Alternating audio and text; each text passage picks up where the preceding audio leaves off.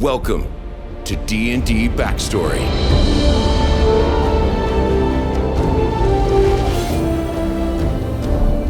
This is the origin of Mr. Strings, custom Lineage Sorcerer.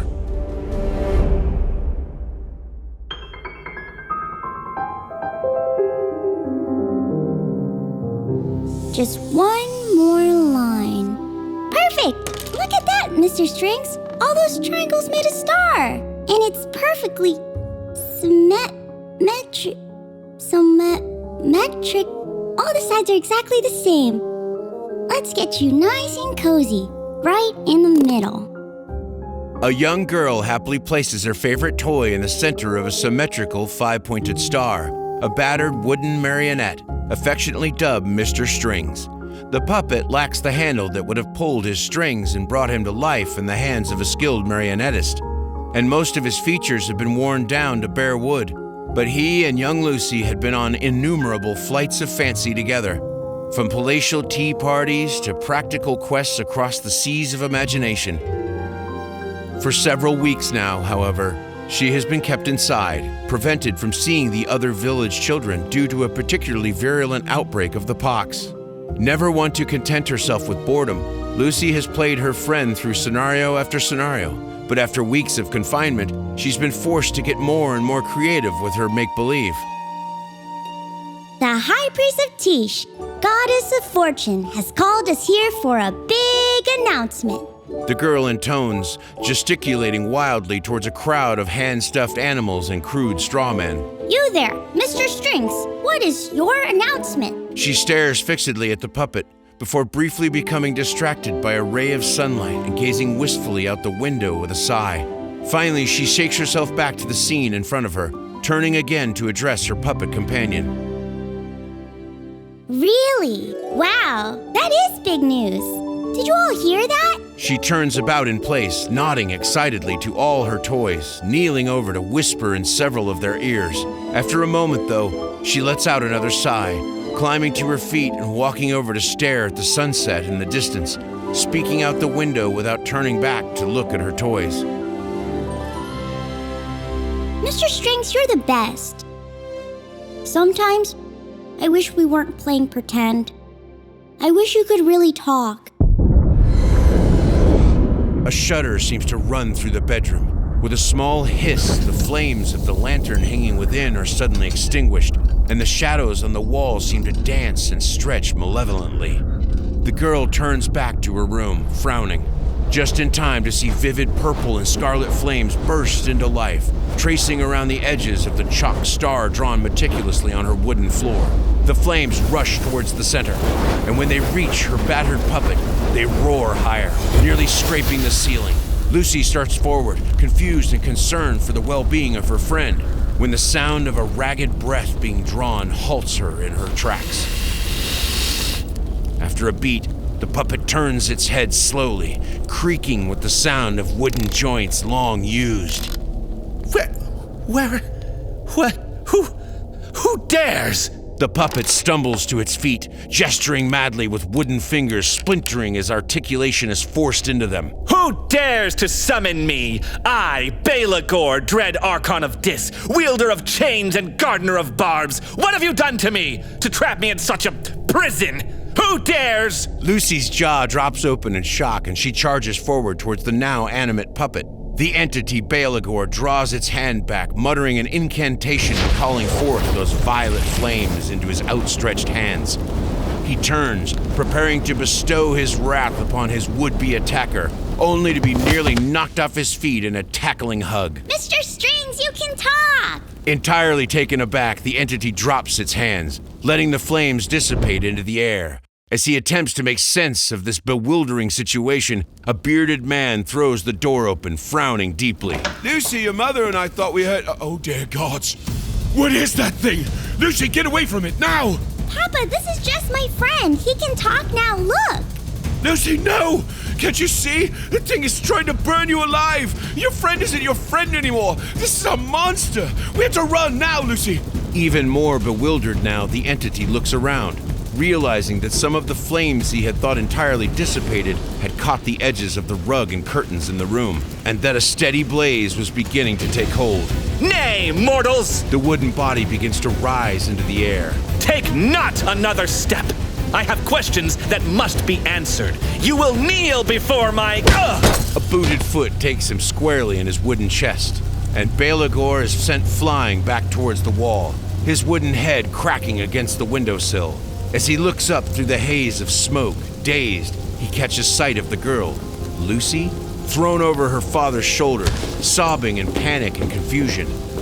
Come on, let's go, we have to run! Please let me go! Let me go! Let's go, Lucy! He's not your friend, that thing is a monster! We can't leave him! Mr. Strings is not a monster! He's not a monster! Monster? There are sounds from below, rapid movements and bellowed directions from the man who dared kick him in the chest. Baelagor shakes himself off, but instead of pursuing, he stands in the burning room. He was a devil of great renown and might, and yet the feeling of the girl wrapping her arms around him was one entirely unknown to him. And the look on her face, the tone in her voice as she dashed from the room, tracking the girl down could wait, and forcing her to free him could wait. Mr. Strings trudges onwards, through heavy foliage miles from whence he first departed. If his first encounter with mortals in this vessel had not convinced him of the need for discretion, his second encounter certainly had. His wooden head shakes once wistfully as he recalls the two fishermen he had surprised on their way in from their night's journey. He was not sure why he had let them run, instead of torturing them and butchering them once their will to live had given out. But that was no matter. All that mattered was that he had given himself insight into the direction towards the crone who might have answers for him. The only arcanist of any repute known in this corner of the world. And so for weeks he strode forward on his small wooden legs, determined to come to grips with the questions that haunted him so. And now, finally, he rounds a corner and pushes through a raspberry bush, staring at a ramshackle hut erected in a clearing no more than 12 feet around. The living marionette stops and steels himself before striding forward and raising a minuscule fist to knock at the makeshift door. Before he can, however, it swings open before him. He finds himself eye to hand-carved eye with another being, an ancient and wrinkled halfling woman smiling out at him. Mr. Strings! I was beginning to think I had read the future improperly. I'm glad you have made it. Come in, come in. Address me not by that title, mortal. I do not answer to such drivel. The elderly woman turns back from bustling into the hut, cocking an eyebrow and smiling widely at the puppet before her. No? What title do you answer to, my wooden friend? I am... Kaelano Baydar. I don't know anymore, and that's why I am here. The woman nods, eyes clouded milky white, but still giving the impression of seeing him entirely. Well then, until you can recall your preferred title and true name, what has stuck shall have to remain sticking, for a time at least. Come, sit. And sit he does, pulling his body awkwardly onto a stump converted years ago into a comfortable seat. The woman pauses briefly to throw a handful of dried herbs onto the small brazier in the corner, before seating herself opposite the puppet at a hand-carved table, mischievous grin wide and intact across her face, a smooth carved bowl of quartz directly on the table in front of her.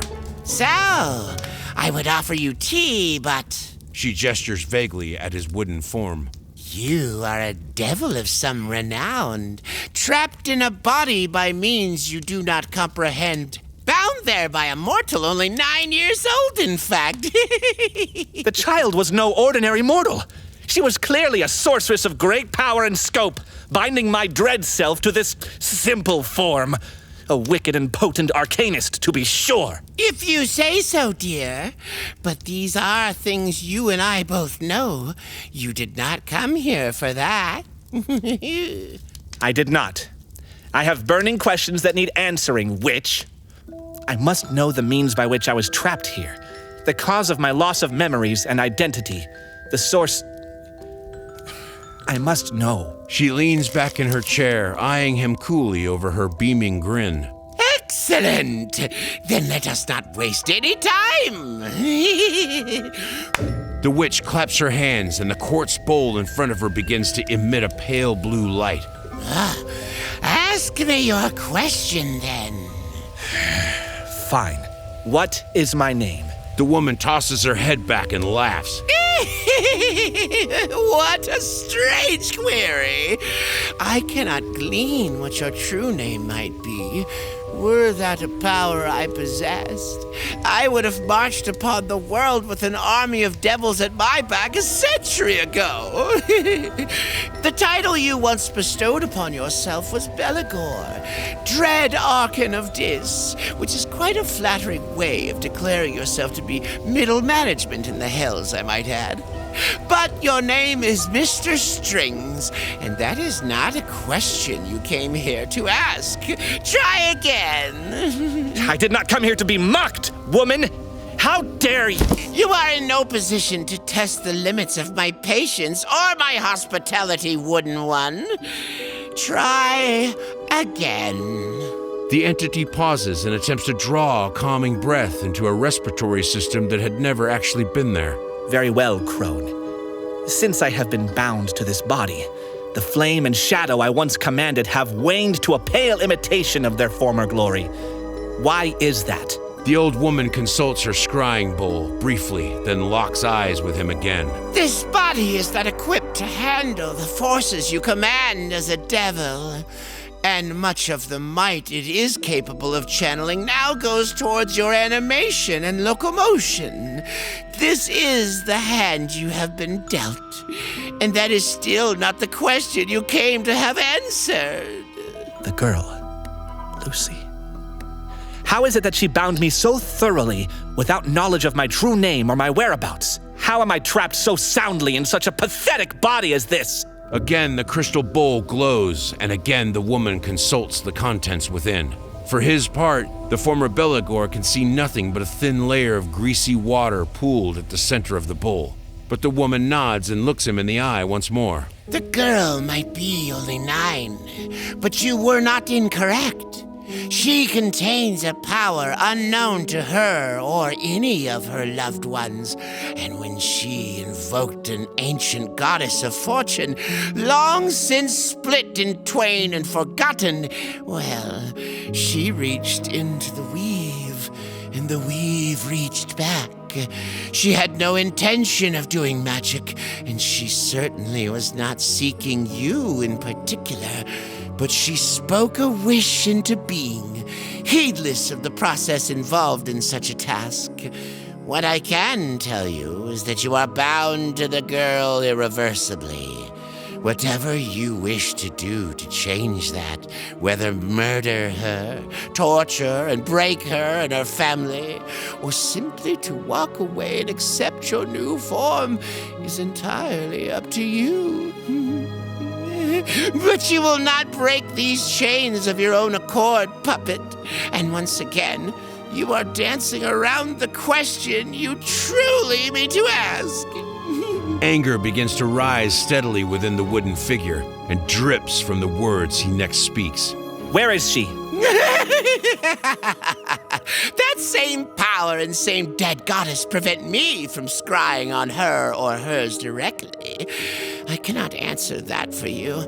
Only tell you that her parents are almost certainly seeking answers just as you are.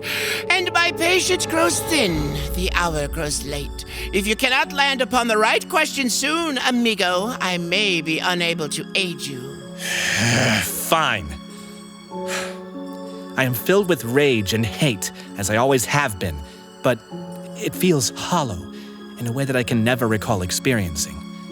And when the girl put her arms around me, I felt... Ah, you felt love, you simple fool. The love a child feels for her best friend and favorite toy. And something deep, deep within you, the part that once had a soul, responded to that. Your rage feels hollow because it is, you idiot. Enough! The shadows begin to peel themselves from the walls surrounding the cloaked marionette. Flames of crimson and violet leap hungrily outwards from his petite form, and his words reverberate menacingly. I will not be insulted! I may be diminished, but I am not powerless!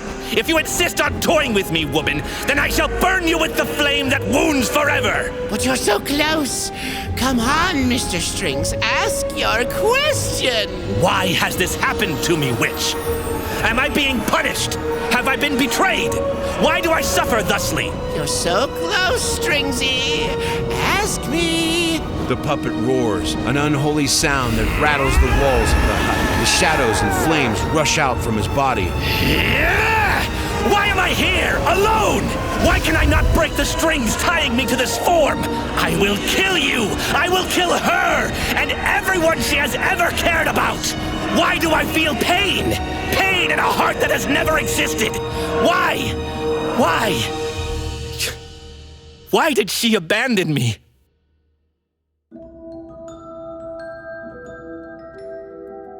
Thanks for watching!